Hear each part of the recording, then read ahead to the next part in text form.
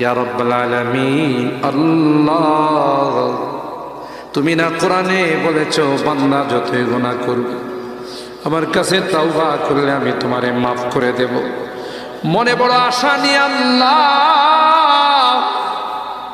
তোমার শাহী দরবারে ভিক্ষুকের মতো হাত বাড়াইলাম। তুমি যদি ক্ষমা না করো, কে আমাদেরকে ক্ষমা করবে? কে আমাদের মাফ করবে?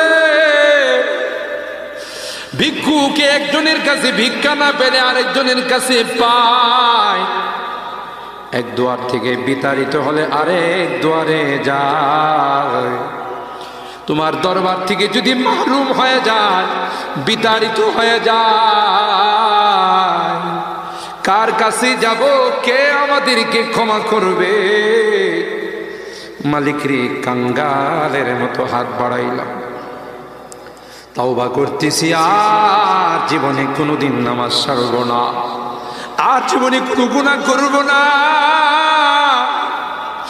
আর জীবনে কোনোদিন বেপরদায় চলব না, আর কোনোদিন সুদী লেনদেন করব না।